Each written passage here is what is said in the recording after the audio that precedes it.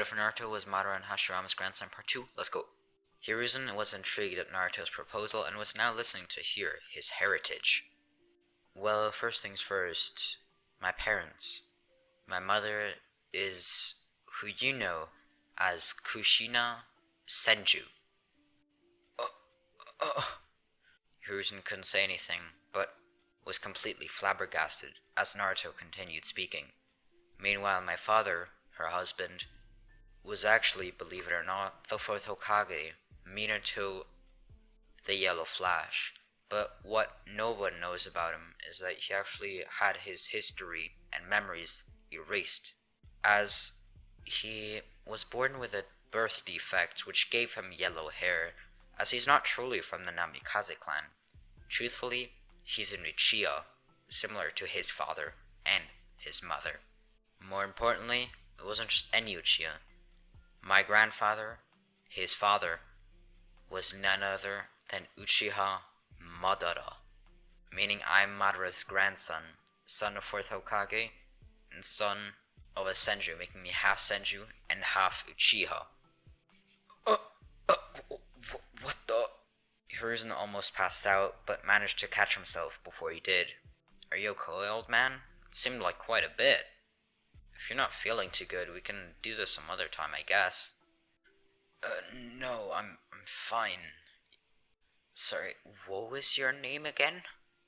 Oh, my name's Naruto. My grandfather actually gave me the name, and he also raised me. Your grandfather? Wait, Madara's alive? Well, complicated story, but he did actually survive his battle with the first Hokage, so yeah. But, as I said before, he died this morning, so he used to be alive and was able to raise me, but that's no longer. Which, as I said, that's why I'm here. Here to integrate myself into the Leaf Village, if that's okay. Sure, I just can't get over what you just told me. You're basically telling me you have the strongest bloodline even remotely possible, unimaginable. Being a half Senju, half Uchiha, especially the grandson of Madara and the son of the fourth, the fastest ninja in the world. Both living, or I guess not living anymore, actual legends. That's kind of hard to imagine. But even if you weren't of a special bloodline, we'll accept you into the Leaf, as we will give everyone shelter in the Leaf Village, as long as they play their part in society. And no, you don't need to do ninja missions for now. It's okay if you go to the academy for a few years, and then we'll see. Sound good? That sounds great. Thank you very much, Naruto responded. I'm not saying you're lying, but could you show me some proof of your bloodline, if that's possible? I mean, I can see your black hair and all, but is there some way you could show me? Are you testing me, old man? Well. Let's see. Oh, I got the right thing for you. As Naruto awakens, or not truly awakens, but activates his sharingan, with 3 Tomori blazing in each eye. Red hot, like the fire that was able to burn down entire villages. As Hiruzen once again almost fell over completely. Now, Naruto had unlocked and forcefully awakened himself, controlling the Mangekyo Sharingan for the very first time, as he had only unlocked it this morning, and now was able to use it for the first time on his command. Hiruzen was completely flabbergasted as he didn't know what to say. There weren't many who had the Mangekyo Sharingan, and not many kids who had the Sharingan at all, but both of those traits combined, a kid who hasn't even gone to the academy having a Mangekyo Sharingan? What even is this? That's incredible. Could I ask, do you have any experience fighting or training, or do you just have talent, I guess? Or did you just train your eyes if that's even possible. Funny you ask. I've actually been training, well, with my grandfather. I mean, I guess I used to. But after all, he was the only person in my life. Naruto pronouncing person heavily for the tailed beast inside him not to get offended. So you actually trained with Madara Uchiha? That's gonna take a while to get used to. How long did you train? Huh. Kind of funny you ask that. Since the age of 3. Oh dear, Kami. What is going on with this boy? You're truly a miracle. But at the same time a little bit frightening, Hiruzen thought at the back of his head. So, with all those traits in your bloodline, would you want to live with the rest of the Uchiha clan? I mean, I can arrange for it to happen. You have the powers to show for it, and the bloodline to prove it too. So, if you choose to... Sure, I would actually appreciate that very much, thank you. Naruto now said, a little bit sadder than what he's seen before, a little bit colder.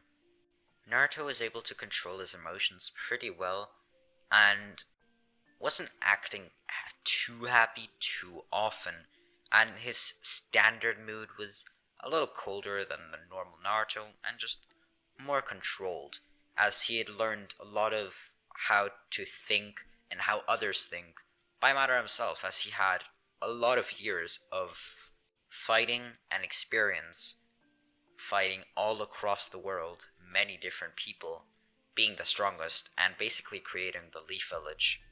He had a lot of experience, and Naruto learned a lot from it. Is it okay if I just call up the leader of the Uchiha clan? He should be here quick, Hiruzen said, interrupting Naruto's line of thought. Oh, sure. I'll just wait outside, in the hall, if that's okay. Of course, take a seat, and if there's anything you need, just come in again and ask. Thank you. Naruto walked outside, and then waited for the Uchiha clan leader to arrive once again. As he was often called to Hiruzen's office for a variety of reasons, he was a clan leader after all, and a necessity, key part of the village. So about 10 minutes later, the Uchiha leader arrived, going into Hiruzen's office, and then Hiruzen called Naruto into the room once more, but only after having talked to the leader already. Come in, Naruto, he said, as Naruto walked in slowly, trying to read the room, and seeing Fugaku, the Uchiha clan leader's face, as it was a curious look. I mean, there wasn't any Uchiha outside the Leaf Village, at least none that they'd heard of after all, so it was kind of weird that some Uchiha just trotted into the village today. So you're this Naruto I heard of. Interesting. And, old man, you truly want to tell me that this kid has the sharingan? Yeah, I couldn't believe it myself, but it's true. I guess he's suppressing his chakra or something. You want me to show it? Watch that attitude, Fugaku said, but then nodded. Here goes, as Naruto then once more glared his eyes, which were now filled with 3 Tomoe sharingan. Whoa! You didn't tell me it was 3 Tomoe. Let's go further. As then the 3 Tomoe started to spin into a Mangekyo which looked similar to Madara, with a combination of Obito's, as he did have some of Obito's cells after all, which did influence his sharingan, and just gave him a wider range of abilities. What? A Mangekyo, but wait a minute. That looks like... Fugaku stopped. It was what is known sometimes and referred to as the Eye of the Gods, the eternal Mangekyo Sharingan, one that would grant more control over the Mangekyo Sharingan's abilities, use up less chakra, make the abilities in general more powerful, and best of all, the Mangekyo Sharingan, after heavy use, would make the user blind or just having trouble seeing, but the Eternal Mangekyo had none of those repercussions. You could use it unlimited, unless you didn't have enough chakra. But it was much better than the Mangekyo Sharingan. Not even Fugaku had it. What?